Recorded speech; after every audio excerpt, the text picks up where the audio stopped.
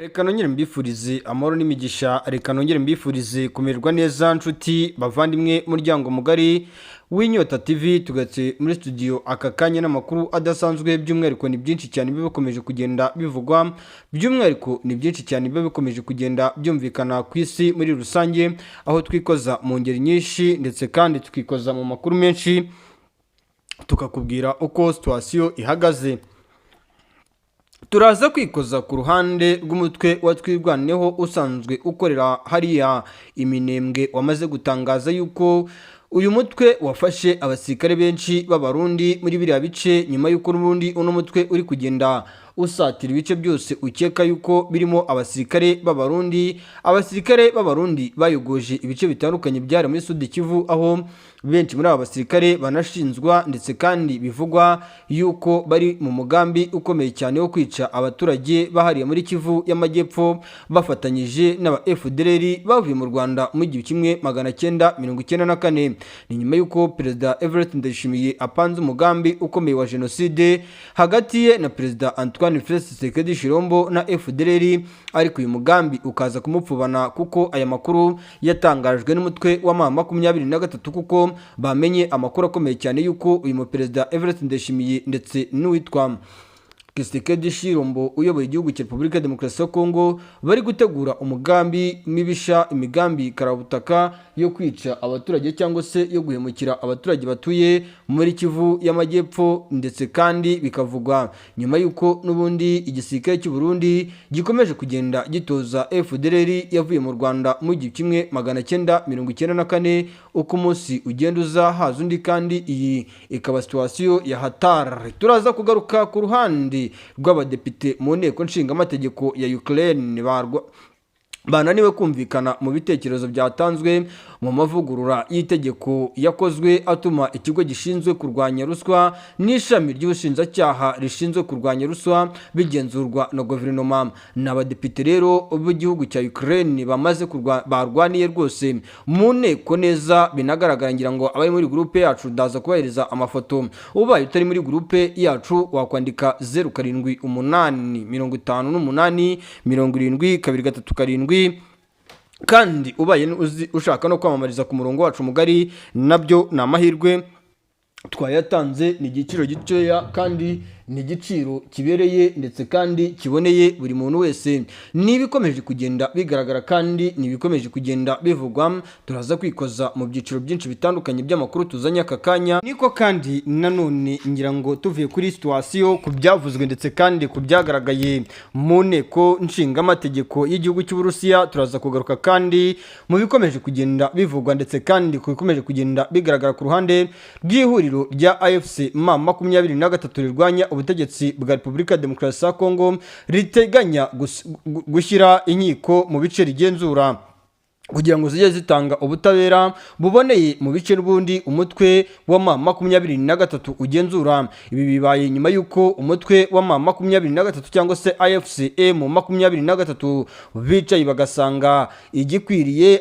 ari ugushaka buryo ki ubutabera buboneye umuturage utuye mu bice intare zasarambwe zigenzura, aricyo kintu cya mbere cyo guha agaciro AFC M23, by'umwihariko nk'uko bikomeje kugenda bivugwa na benshi cyane mu babarizwa mu mutwe wa M23. Nibyo kandi nanone ngo ibi byicawe baricaye babijyaho inama hagati mu mutwe wa M23 cyangwa se abagize ihuriro rya AFC M23, baravuga bati ikintu dukwiye gukora nta kindi ni ugushaka buryo ki umuturage utuye hano muri Kivu y'Amajyaruguru, umuturage utuye muri Kivu y'Amajyepfo tumushakira ubuzima cyangwa se tumufasha mu buryo buboneye kandi mu buryo busesuye. Ibi ariko n'ubundi bikavugwa nyuma y'uko n'ubundi umutwe wa M23 wamaze gushyiraho itegeko ku muturage utuye mu mujyi wa Goma, ku muturage utuye mu mujyi wa Bukavu no mu bindi bice bitandukanye. Umutwe wa M23 ugenzura ko nta muturage ugomba kurenza isaha y'isa 12 ari ku kinyabiziga, byaba ari moto ndetse kandi n'imodoka. Ibi rero ni nyuma y'uko n'ubundi umutwe wa M23 wari warabonye yuko mu masaha ya ninjoro amabandi ajya agerageza gutegera mu bice navuga yuko bitarimo abasirikare, kuko umutwe wa M23 udafite abasirikare benshi, hanyuma ano mabandi akam bakazambura amamoto ndetse kandi agashwanyaguza ibirahuri by'amamodoka, bakazambura abaturage. Ariko ibi navuga yuko byagendaga bigaragara mu duce tumwe na tumwe nko mu mujyi wa Goma, ho unahageze ntiwamenya yuko intambara igeze haba. Wakwikoza mu misozi ya za Rusayo, wakwikoza mu misozi itandukanye ya hariya muri karitsiye Birere, wakwikoza karitsiye Katindo, Kayembe, Bukumu mu mujyi wa Goma, ukikoza Mugunga. Nta gice na kimwe mu mujyi wa Goma ushobora kuba wabonamo umutekano mukeya, kandi amategeko n'amabwiriza AFC M23 batanga abaturage bo ku butaka bwa Repubulika Iharanira Demokarasi ya Kongo barayubahiriza ku kigero kingana n'100%. Ibi rero bitanga icyizere nyuma y'uko n'ubundi igisirikare cya M23 bamaze gufata umwanzuro bafatanyije n'ihuriro rya Alliance Fleuve Congo, bavuga yuko bagiye gushyiraho ubutabera by'umwihariko bushingiye ku gukemura ibibazo by'abaturage byinshi bitandukanye, aho abenshi muri bo bakomeje kuvuga bati nubwo intambara yabaye ku butaka bwa Repubulika Demokarasi ya Kongo, benshi muri twebwe tugahunga, ariko amazu yacu, amasambu yacu, ibintu bimwe na bimwe twaraje dusanga byigaruriwe n'abandi bantu batari twebwe. Ibi rero M23 cyangwa se Alliance Fleuve Congo bavuga yuko bagomba kubikora, ibikenewe yuko hajyaho izindi ngamba z'ubutegetsi bakabikora mu buryo bwa kinyamwuga. Birumvikana yuko rero ibintu bishimishije nyuma yo kurwana intambara y'amasasu, nyuma yo kurwana intambara zitandukanye ku ngufu, birumvikana yuko AFC M23 bakomeje gukora ikintu cyose gishoboka kugira ngo ku butaka bwa Repubulika Iharanira Demokarasi ya Kongo haboneke umutekano cyangwa se haboneke ubuzima. Leta Zunze Ubumwe za Amerika bafatiye ibihano abayobozi bo muri leta ya Palestine ndetse n'umuryango uharanira ubwigenge bwayo, zibashinza kurega Israel mu nzego mpuzamahanga. Ibi bibaye nyuma y'intambara ikomeye cyane hagati y'igihugu cya Israel ndetse n'igihugu cya Iran, ndetse kandi byagaragaye yuko bimwe mu bihugu byo muri Aziya byijunditse cyane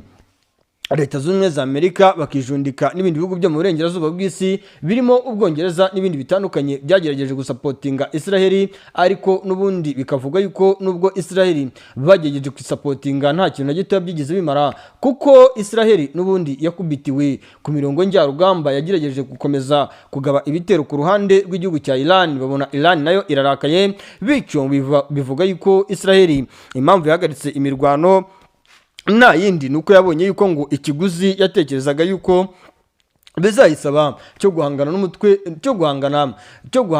n'igisirikare cya Iran, byagaragaye yuko ngo bashobora kuzatakariza igiguzi kiri ku rwego ruri hejuru. Nibikomeje kugenda bivugwa rero aha, kandi ndagira ngo tugaruke no ku butaka bw'igihugu cy'u Burundi, aho nababwiza ukuri yuko ibintu bikomeje kugenda bikomera cyane. Ndakubwiza ukuri yuko ibintu bikomeje kugenda biba bibi cyane mu gihugu cy'u Burundi. Mu gihugu cy'u Burundi abadepite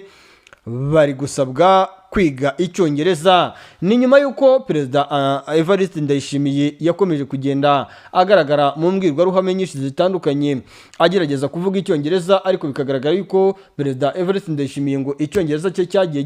gikemangwa n'ahantu henshi bagiye bamuha amadisikuru cyangwa se bagiye bamuha ijambo kugira ngo agire ikintu avuga cyangwa bamuha umwanya, ariko ngo Evariste Ndayishimiye agasebya igihugu cy'u Burundi bitewe n'imvugo ye mu rurimi rw'icyongereza, kuko bivuga yuko hari mu gihugu cy'u Burundi ubundi icyongereza atari ururimi rukunze gukoreshwa cyane. Ariko ibi bibaye nyuma yuko n'ubundi biri kuvuga yuko hari n'abandi badepite bagiye boherezwa mu bice byinshi bitandukanye ngo bagerageze kuganira n'abanyeshuri mu bigo bitandukanye by'amashuri, ariko bagerageza kuvuga icyongereza ngo akagaragaramo amakosa menshi cyane. Perezida w'inteko nshingamategeko w'u Burundi Geras Daniel Ndabirabe yasabiye abadepite bagize inteko nshingamategeko y'iki gihugu kwiga icyongereza kugira ngo bazajye babasha gusobanukirwa ibyavugiwe mu manama mpuzamahanga bazajya bitabira.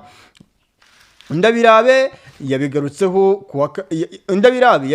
kuwa kane wa tariki 31 Nyakanga, nyuma y'uko yari amaze kongera gutorerwa kuyobora inteko nshingamategeko mu myaka 5 iri imbere mu majwi agera kuri 98.1%. Mu ijambo yavuze yasabye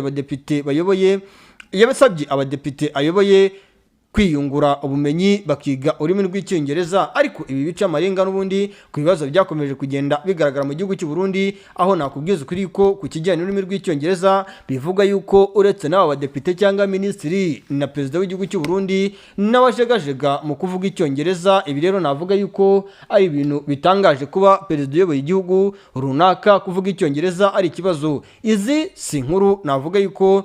ari za zindi mukunda kwita ngo ni propaganda, nk'uko benshi mu bakomeje gukurikirana amakuru yanjye hari abajya baca mu gikari bakanyandikira kuri nimero yanjye bakambwira batese ubabuze amakuru uvuga ko ibintu burimo biba bimeze nka propaganda. Ntago ari propaganda, ni amakuru abagezweho kandi aba yizewe. Nimvuga igihugu cy'u Burundi mba nkomeje kuvuga ibikomeje kugenda bivugirwamo, mba nkomeje kuvuga kandi ibikomeje kugenda bikorerwamo. Nk'ubu ndamutse mvuze ibyabereye mu bice byinshi bitandukanye uhasanga abarundi benshi baniye amabuye. Ahangaha ndagira ngo tuvuge ku byabereye mu bice by'ahitwa Nyarumuri. Ni agace kitwa Nyarumuri bivuga yuko abasirikare baje bagapakira abaturage batuye hariya i Nyarumuri benshi ngo bagera kuri 16 bakabashyira mu modoka bakabatwara. Ni nyuma yuko igisirikare cy'u Burundi abasirikare bacyo ngo baturutse ahitwa za Gitega bakamanuka ku muhanda uva Gatabo umanuka Ruyigi ndetse na Nyabitsinda berekeza Nyarumuri, bagatangatanga agace ka Nyarumuri abaturage batuyemo. Abenshi muri bo ngo abasirikare bari bahawe briefing yuko abantu 17 bari buze kubatwara. Ngari ku kibazo cyaje no kubaho nuko abantu 17 bari baje bafite gahunda yo gutwara, umwe muri bo bamubuze ari we mugabo, ariko ngo abandi bajya ku 16 babatwaye. Ni nyuma yuko n'ubundi igisirikare cy'u Burundi gikomeje gukeka yuko umutwe wa Red Tabara wabaramaze kwinjira ku butaka bw'igihugu cy'u Burundi. Akwe nabwo bwoba bukomeye igisirikare cy'u Burundi aka kanya ubona kigifite kugeza kuri no saha ari gukora ngari guca ruhinga akagerageza guha briefing bamwe mu basirikare be ba FARDC ababwira yuko igihe cyo kurwana ari iki ngiki kandi bagomba kwitegura urugamba mu buryo butandukanye n'ubwo biteguraga. Bikavuga yuko mu bice byose FARDC itorezwamo abasirikare b'abahibu Special Force bafatanyije n'abasirikare b'Ababiligi ndetse na Blackwater ikomoka muri Amerika y'Amajyepfo bakomeje kugenda bitoza gukoresha izi mbunda nini ndetse kandi abenshi muri bo bakomeje kugenda babwirizwa ndetse kandi berekwa buryo ki bashobora kuba barwana mu buryo bw'ikoranabuhanga. Bivuga yuko ari nacyo uyu mutwe wa M23 wabatsindishije ku mirongo y'embere ku rugamba. Nshuti bavandimwe rero ngarukanye pages zikuyemo byinshi, ngarukanye byinshi cyane utasanga handi. Aha ndagira ngo dutangire ku bibazo bigera kuri 3 twibajije, ariko nanone tubivaho twikoza no mu bice byahariye muri Warikare, aho ku ruhande rw'igisirikare cya Repubulika Iharanira Demokarasi ya Kongo badeployinze ndetse kandi n'umutwe w'Ineza Sarambwe ukadeployinga. Bikavuga yuko kandi izi deployment nyuma yuko zikozwe n'umutwe w'Intare za Sarambwe habaye kwicuma gatoya inyuma ku ruhande rw'igisirikare cya Repubulika Iharanira Demokarasi ya Kongo mu bice bari barimo bagahita babyikuramo nyuma yo kubona yuko umutwe w'Intare za Sarambwe wazanye abasirikare b'abakomando mu bice byahariye muri Ikobo. Ese babibwirwa n'iki ko umutwe w'Intare za Sarambwe wazanye abakomando? Sinzi, ubanza n'igisirikare cya FARDC nacyo gifite amakuru y'ubutasi gihabwa ku ruhande rw'umutwe w'Intare za Sarambwe yuko bazanye abasirikare b'abakomando, dore yuko aba banyadushoka bahamuye bikomeye cyane igisirikare cya FARDC nyuma y'imirwano yabereye mu bice byahariye muri za Minova, nyuma y'imirwano yabereye mu bice bitandukanye za Mitumbara Centre, nyuma y'imirwano ikomeye yabereye hariya za Rubaya muri teritwari ya Masisi, nyuma y'imirwano yabereye muri za Rushuru hariya za Rwindi, nyuma y'imirwano yabereye Rubero mu bice bya Kamandi, nyuma y'imirwano yabereye hariya mu bice bya Bukavu abanyadushoka bagakubita bikomeye cyane igisirikare cya FARDC ndetse n'cyitwa abafatanyabikorwa babo. Ubu rero nubwo bukomeye uruhande rw'igisirikare cya Repubulika Iharanira Demokarasi ya Kongo, nubwo bukomeye bafitiye aba banyadushoka, dore yuko byinshi mu byo uganirizwa n'abasirikare cyangwa se abawazarendo ba FARDC bakubwira yuko rwose byinshi mu byo batinyira uno mutwe wa M23 ari utudushoka bakoresha ku mirongo y'embere ku rugamba. Bikanavugwa yuko n'abasirikare ba FARDC abenshi muri bo nabo ngo bari gutozwa gukoreshwa udushoka nk'uko babibonye ku mirongo njyarugamba. Uyu mutwe wa M23 ugerageza gukoresha udushoka twahamuye benshi cyane, harimo na wazarendo, harimo n'abasirikare b'abarundi ba FDNB, dore yuko inkuru uganirizwa n'uwahoze mu gisirikare cy'u Burundi cyangwa se n'uwakomerekeye ku mirongo y'embere ku rugamba n'uwamugariye ku mirongo y'embere ku rugamba ku butaka bwa Repubulika ya Demokarasi ya Kongo, akubwira ati nyamara mwebwe ntabwo muzi iby'aba basirikare, nyamara mwebwe ntabwo muzi iby'abariya basirikare, wabivuga wigerereyo cyangwa se wabivuga wahuriye nawe ku mirongo y'imbere ku rugamba. Nshuti bavandimwe rero ni byinshi cyane bikomeje kugenda bigaruka. Igihugu cy'u Burundi, ubwo twagarutse nyuma gatoya kuri bya bibazo twibazaga bigera kuri bitatu. Igihugu cy'u Burundi ni kubera iki amacakubiri muri iki gihugu akomeje gutuma bivugwa yuko umutwe wa Red Tabara ukomeje kugenda ugira gutyo, ugashaka buryo ki wongera ingufu zo kwinjira muri biriya bice byo mu gihugu cy'u Burundi kugira ngo urengere abaturage bo ku butaka bwa leta y'igihugu cy'u Burundi. Ni umutwe wa Red Tabara bivuga yuko uyu mutwe ukomeje kugenda uhakanwa n'uwitwa Perezida Evariste Ndayishimiye, avuga yuko ngo uyu mutwe nta bufatanye afitanye nawo, ngo kandi uyu mutwe ngo bakomeje kugenda bamubeshyera yuko afitanye ubufatanye nawo, ariko bikavuga yuko uyu mutwe ngo ari umutwe washinzwe n'abaturage bakomoka mu gihugu cy'u Burundi, by'umwihariko impunzi zahunze bitewe n'amacakubiri yakomeje kugenda agaragara ku butaka bw'igihugu cy'u Burundi. Ariko bikavuga yuko hari uwundi mutwe ku ruhande washinzwe n'uwitwa Evariste Ndayishimiye, nawo akawitwa Red Tabara. Ni umutwe